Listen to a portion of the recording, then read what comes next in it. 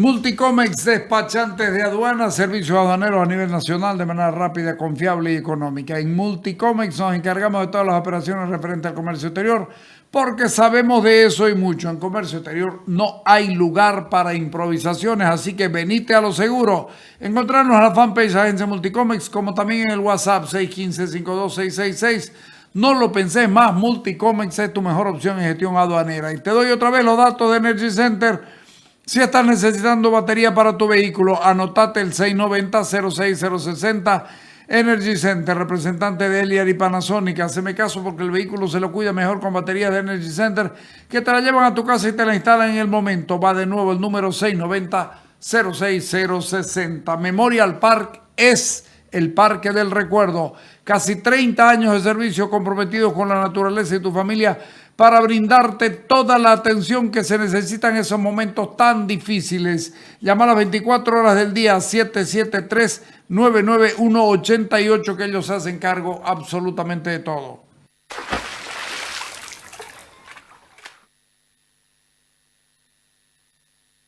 El día de ayer fue un día de mucho movimiento en Santa Cruz, que redunda en la política nacional.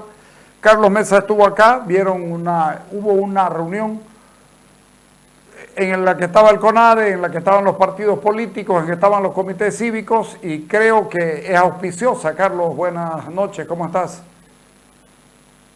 Hola Carlos, buenas noches, gracias por la invitación. Creo que la palabra que usas es correcto, se trató de una reunión auspiciosa, primero porque marca un momento de unidad real, en un momento en que la gente, la ciudadanía estaba muy pesimista sobre la posibilidad de que pudiéramos construir espacios de unidad en un momento tan difícil como el que está viviendo el país. Sí. Y una unidad en la que se establecen además no solamente la lógica de partidos políticos o movimientos cívicos. El auspicio, los anfitriones fueron geográficamente y por supuesto por el lugar el Comité Pro Santa Cruz, el comité, pero también estuvo como auspiciador el CONADE, participamos los partidos políticos más relevantes y participaron gremios, participaron representaciones como las llamadas plataformas y también algunos sectores vinculados a la lucha cívica más allá de los propios movimientos cívicos. Creo que ha sido un tema muy importante los participantes del encuentro. Sí, Carlos, voy a comenzar con algo que ayer me preguntaba todo el mundo, porque ayer yo lamentablemente no pude hacer programa por un duelo familiar, pero te pregunto, la gente en la calle reclama, si se pueden reunir ahí, ¿por qué no se reclaman, por qué no se reúnen en la política, por qué no se unen, si hay más puntos que los ponen juntos? Fíjate vos, yo me sentí, te cuento, muy reivindicado en la reunión luego de la elección alemana, porque el candidato a presidente por la socialdemocracia dijo, nos hemos preocupado fundamentalmente en la idea del voto útil, y dije, uy, ahí entré yo y la codeo a mi mujer y le digo, ¿viste que era el voto útil? Decime, Carlos, no es posible, si logran reunirse, no es posible hacer una candidatura que está bien, por ahí no es única, pero que pueda ser mayoritaria como para ir pensando en cambiarle algo a este país. Creo, Carlos, que la lección histórica del 2019 y del 2020 debiera ser aprendida. Primer punto. Segundo punto, me parece que hay que preguntarse cuál será la candidatura del MAS. Yo la veo muy difícil de responder. Sí. Tú dirás automáticamente Evo Morales. En principio uno pensaría que sí, pero puede pasar mucha agua bajo el puente.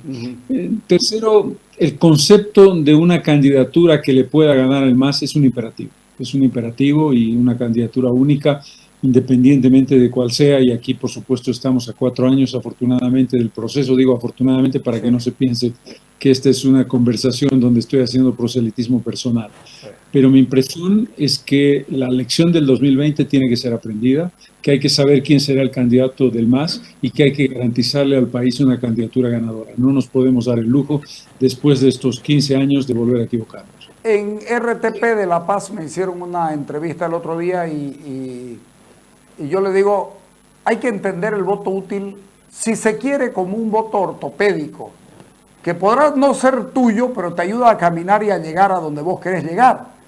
No sé cómo la ves el ejemplo, pero me parece a mí que es muy, muy válido pensando en la necesidad que tiene el país de salir de lo que está. Definitivamente una candidatura de oposición para derrotar al MAS va a necesitar un grado importante de voto útil. Yo quiero recordarte, Carlos, que el 2019, que forzó una segunda vuelta y que las encuestas nos daban como ganadores, lo que tú acabas de describir es lo que vivimos. Nosotros obtuvimos en Santa Cruz, como comunidad ciudadana, una votación espectacular, una votación de prácticamente 700,000 votos que nos permitieron llegar a la segunda vuelta, que nos fue robada, no solamente a mí como candidato, sino al país en su conjunto, y que nos daba la seguridad de que ganábamos en segunda vuelta. Por lo tanto, y yo soy consciente de que en el caso del departamento de Santa Cruz tuvimos eso que tú defines como voto útil. Luego surgió la candidatura de Luis Fernando Camacho y se vivió lo que se vivió el 2020 y él copó la mayoría de los votos de Santa Cruz, ganó en ese departamento y nos redujo de manera significativa la votación. En ese contexto, creo que lo que el 2019 hicimos fue exactamente lo que debía hacerse. Y mi impresión, yo lo pensé así como candidato el 2020, si había conseguido ese resultado el 2019, ¿por qué romper esa lógica? Pero bien, ese es un tema de debate que no interesa en este momento para generar polémicas, pero creo que el 2019 es el ejemplo exacto que tú acabas de dar sobre el criterio del voto útil. Carlos, hoy tenemos un gobierno, yo no sé cómo lo ves vos, pero a mí me parece el gobierno más torpe desde el retorno de la democracia, con errores infantiles. Está bien, los otros tuvieron problemas de desgaste de la situación económica, de las polarizaciones, pero cuando están gobernando, pero al comienzo, no ha tenido un día de paz y no ha tenido un acierto, bueno, ha tenido un acierto, postergar el tratamiento de la ley de ganancia ilícita, porque después de eso todo lo que ha hecho ha sido malo o conflictuado. A ver, ¿cómo lo ves vos? Primero, la caracterización del gobierno. Luis Arce carece completamente de carisma, de poder de convocatoria, no retrata ni refleja el entusiasmo del votante masista que votó por él porque era el candidato. Sin duda alguna, Choquehuanca hubiera sido un mucho mejor candidato que él. Fue una imposición de Evo Morales para garantizarse que es lo que intenta Morales, es precisamente el ser el verdadero gobernante detrás de bambalinas o el que maneja los hilos del titiritero. Y esto tiene consecuencias porque no tenemos un presidente en condición adecuada de llevar adelante una política propia. Y la torpeza la describes muy bien. Lo que al MAS a Morales le costó 14 años, es decir, se desgastó después de 14 años. En el caso de Arce estamos antes del primer año de gobierno y su desgaste es muy intenso. Le quedan 4 años por delante y en el ritmo que va no veo muy optimista ni lo que le va a pasar a él, que sería lo de menos, sino lo más grave es lo que le vaya a pasar al país. Hay torpeza y hay además una actitud autocrática, autoritaria, acercándose al modo dictatorial, cuando no les da el físico para justificarlo desde el punto de vista ético ni desde el punto de vista de la esperanza. La gente ya no tiene la expectativa que tuvo el año 2006 para tolerar este tipo de arbitrariedades y este uso brutal de la justicia y del Ministerio Público como instrumento, pero lo que tú dices también, errores muy, muy graves. Errores que se vieron ayer, por ejemplo, en el caso de un triunfo incuestionable de los productores de coca de Yungas, que derrotaron primero moralmente a los truchos que se trataron de apropiar de la sede de ADEPCOCA y del mercado de coca, respaldados de manera grosera por el ministro de Gobierno, pero que luego tuvieron que hacerlo en los hechos. Y es muy significativo que el mismo día en que la policía desbordada prefiere retirarse después de haber hecho la vida imposible, no solamente a los cocaleros, sino a la gente del barrio de Villa Fátima, en ese mismo día se nombra, nota tú el detalle, el comando en jefe de las Fuerzas Armadas accidental. La palabra accidental aparece en el decreto de nombramiento. El mismo día en que la pasada. Sí, el tercero, que es una locura. Nunca se ha visto que haya 3 mandos en menos de un año. Nunca, ni en momentos de inestabilidad ni en gobiernos cortos, nunca. Sí. ¿Te está diciendo que hay problemas al interior de las Fuerzas Armadas o que no quieren actuar contra sus propios camaradas? Yo diría, Carlos, que de manera subrepticia, de manera, digamos, por debajo de lo que vemos formalmente en ese cambio, la pregunta es, ¿qué pasaría si la policía es totalmente rebasada en circunstancia más crítica o la policía quisiera el respaldo de las Fuerzas Armadas para controlar una situación? Es decir, evitar, por ejemplo, la toma de coca. Me da la impresión de que finalmente las Fuerzas Armadas entendieron algo. En octubre se produjo una situación del 2003, en octubre del 2003 se produjo una situación dramática con varias pérdidas de vidas, sí, más de 67, y quienes pagaron el pato de la boda fueron los militares que han pasado en la cárcel más de 10 años, sí, todo el alto mando en ese momento. Sí. El 2005 mucha gente no entendió nunca nada de lo que yo hice, el criterio de decir, habían dos posibilidades, o sacaba a las Fuerzas Armadas y generaba muertes en junio del 2005, o al no poder cumplir la Constitución, es decir, la recomposición del orden, porque no estaba dispuesto a matar, preferir renunciar. La gente lo tomó como una renuncia cobarde, pero como tú puedes apreciar, fue una renuncia consciente porque estaba en la defensa de la vida y en de los derechos humanos. Y a la presidenta Áñez le pasó lo mismo que a Sánchez de Lozada, con el tema de Sencata y Sacaba. Pero ¿qué pasa? ¿Quiénes están presos en este momento? El alto mando militar de Evo Morales. Sí, sí. Ese alto mando militar está en este momento en la cárcel. Y las Fuerzas Armadas finalmente parece que están aprendiendo la lección. Pero las Fuerzas Armadas decidieron no participar en la necesidad que tenía Evo Morales, que para mí, Carlos, cada vez cierro más la idea, Evo Morales pretendió hacer un autogolpe, hizo el fraude, no le salió, esperó que el Tribunal Electoral le confirme el triunfo, intenta que salgan las Fuerzas Armadas, Calimán y sus amigos decidieron no salir, porque la idea era hacer la gran Bildoso, es decir, acudir a lo que pasó con Bildoso para reponer el Congreso ganador, que era el Congreso del 80, pensaba seguramente reponer el Congreso del 2019 y ser él el presidente. Creo que no le salió y tuvo que huir. A partir de eso se comienza el relato del golpe, que para mí es de él, y a alejar el fraude, cada vez más cerca del fraude y cada vez más lejos del golpe estamos en este momento, ¿o no? Definitivamente, el discurso del golpe, un invento grosero, una cuestión que no se sostiene 2 segundos, es el intento fallido de blanquear un primero fraude, lo hace descrito perfectamente, un fraude gigantesco, y después el intento de golpe de Estado, que fue clarísimo cuando se corta la línea de sucesión, creyendo ingenuamente que el sistema constitucional no tiene mecanismos de salvaguarda que fueron precisamente aplicados en el caso de Yanine Áñez.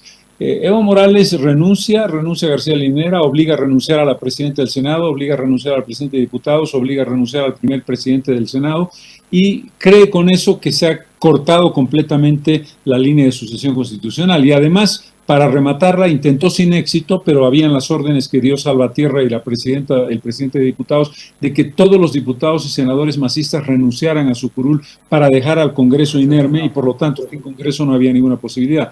Pero no se dio cuenta de que la democracia sabiamente tiene mecanismos. El reglamento del Senado le permitió legal y legítimamente a la expresidenta Áñez ser presidenta del Senado y presidenta constitucional. Por lo tanto, el intento de golpe de Estado de Morales está clarísimo. En el caso de Yanine Áñez están cometiendo cada vez más errores. Le dieron 6 meses de prisión preventiva y ahora han tenido que ampliarlo porque no encuentran cómo procesarla y cómo justificar su procesamiento. Sí, primero lo que significa una acción de vulneración de derechos humanos en todos los sentidos, e incluido el caso de no permitirle ser atendida como debiera ser en una clínica por el estado muy crítico de salud en el que está.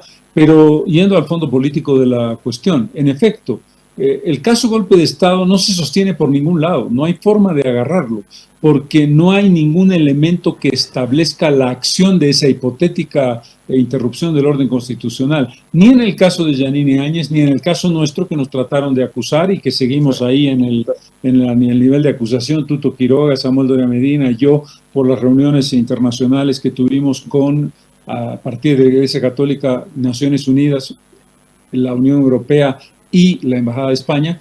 Y en el caso de Luis Fernando Camacho, exactamente igual. ¿Cuál es la razón? ¿Dónde está la acusación? ¿En qué se basa? ¿Y cómo relacionamos a los tres sectores? A Camacho en un sector, a nosotros en las reuniones con la comunidad internacional y la Iglesia, y a la señora Áñez en Trinidad, en el Beni, en el día en que supuestamente se organizó el golpe. Así que no tiene pies ni cabeza. Este montón de disparates ahora está con pleitos con la Unión Europea, con la OEA, con Brasil, con España. ¿En qué termina esto? ¿Está aislándolo al país? Sí, una de las acciones más vergonzosas, de los errores gruesos que cometió el presidente Arce es decir en Naciones Unidas, nada menos que en un foro internacional de ese tamaño, que hubo un golpe de Estado en Bolivia y que los coautores de ese golpe fueron los miembros de la Unión Europea. Es decir, esto ya es algo insólito. Más bien que la Unión Europea ha sacado un documento firme, sólido, pero no ha marcado una ruptura en un sentido franco, que es lo que debiera hacer, por lo menos de enfriamiento y de convocatoria a su embajador, que es lo que yo haría si fuera la Unión Europea.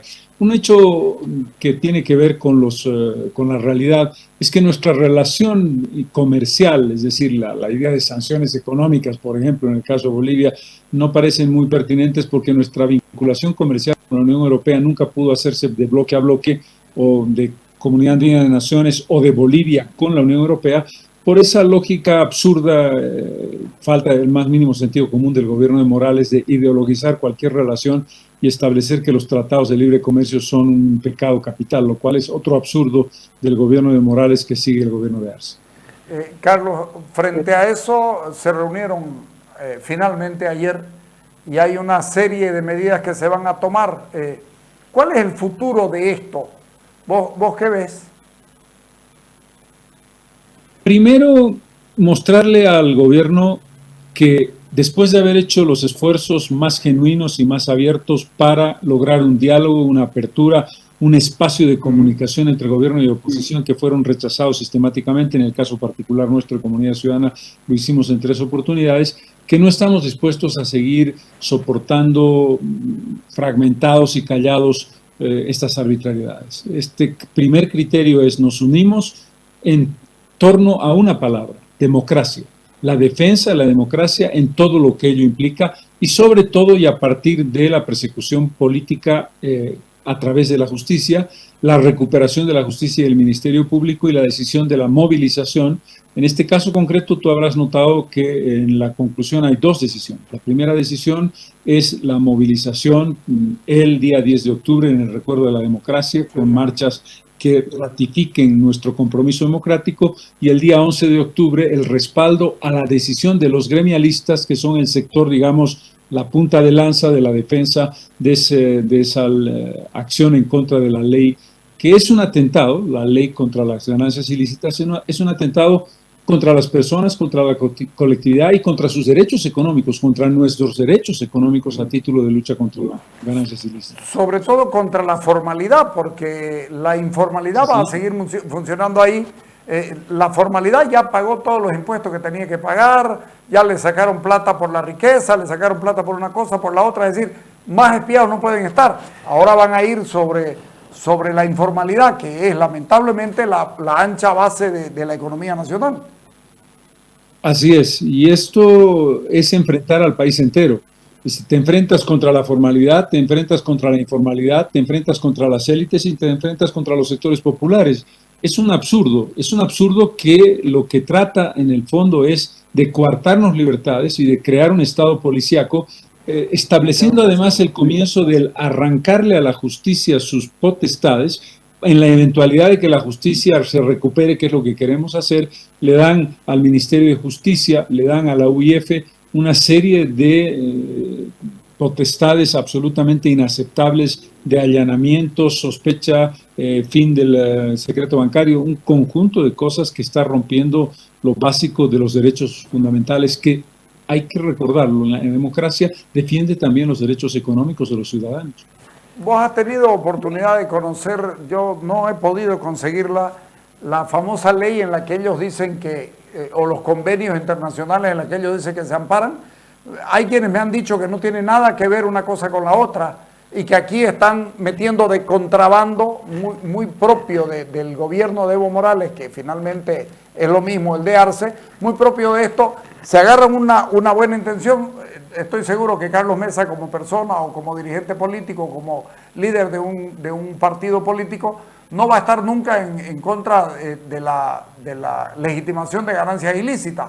Pero de ahí a meter de contrabando, que se acaben los secretos hasta de los curas, estamos en problemas, ¿no?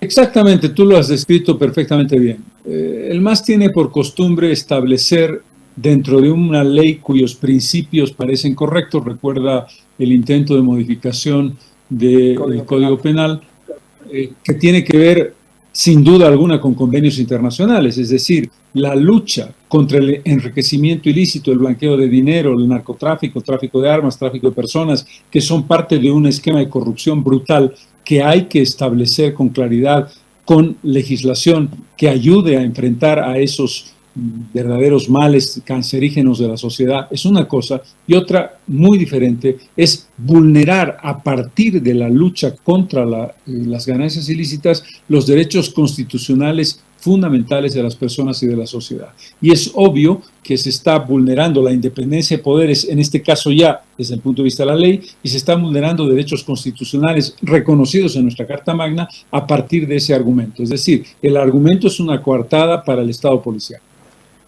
Aparte de esto, sumamos todos los problemas que tenemos y parece que no se los ve, no se los visibiliza porque el gobierno prefiere este fuego de artificio que hablar de la falta de gas, de la posibilidad de comenzar a racionar las entregas de gas a la gente o a los países a los que se les tiene que vender.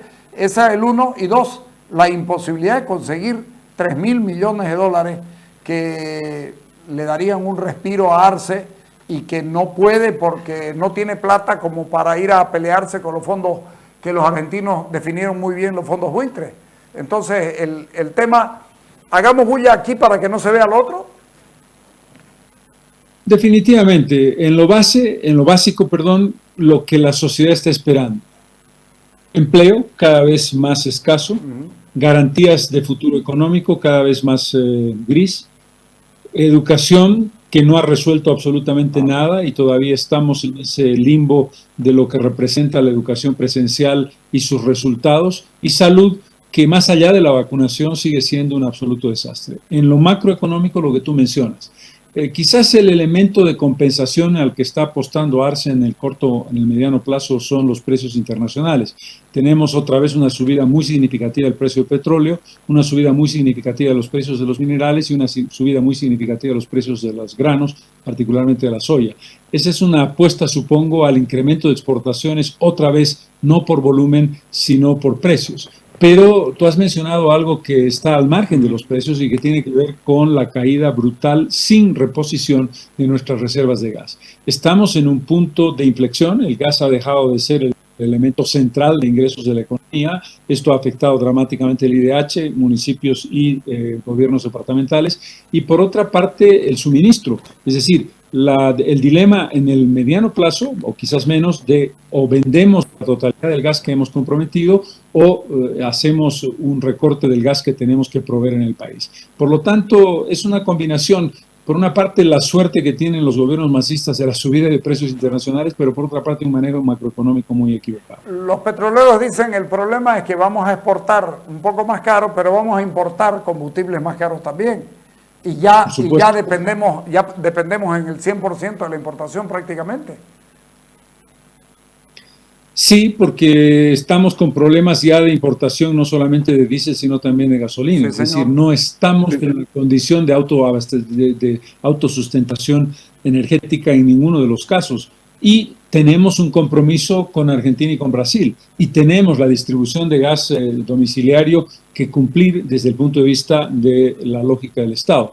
Esto tiene que ver con un descuido completo y tiene que ver con la gran ficción de esa nacionalización, que no fue nacionalización de los hidrocarburos y que generó pocos incentivos en función de altos impuestos que en principio parecieron la panacea, pero que desde el punto de vista del mediano y largo plazo han hecho totalmente poco atractivo el hacer inversiones en Bolivia. Y hemos hecho un paréntesis de 5 o 7 años comiéndonos el gas que producíamos, dejando de producir líquidos con el diésel prácticamente en cero, y en esa consecuencia el resultado es el que ahora tenemos. ¿Y qué se hace frente a esto? Es la última pregunta. ¿Qué se hace frente a esto? ¿Hay que hacer sinceramiento de la economía o qué es lo que hay que hacer?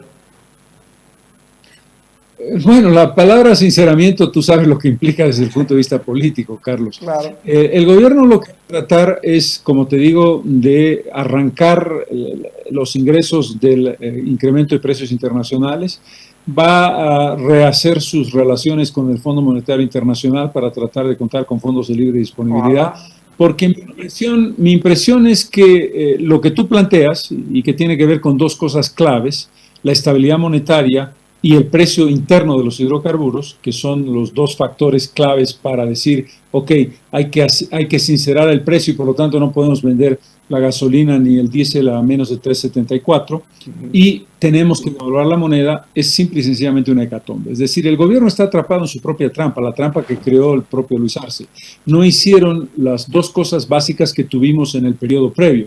Primero, el bolsín, y segundo, el momento en años anteriores en que se establecía un incremento pequeño o una disminución pequeña del precio de los hidrocarburos internos sin traumas de ninguna naturaleza y sin entrar al gasolinazo.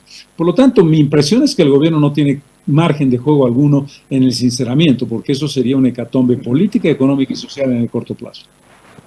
En esta semana que viene te llamo para que hagamos una evaluación de qué fue lo que pasó. Magnífico. Ok. Con mucho gusto. Gracias, Carlos. Buenas noches. Un abrazo. Gracias. Chao, Otra chao. voz. Chao, chao. Ustedes lo escucharon, es claro. No hay dónde pelarle. No hay dónde pelarle. Esto está feo. Como diría mi abuelo Waldo Bravo Justiniano, carajo que está feo. Vámonos al corte.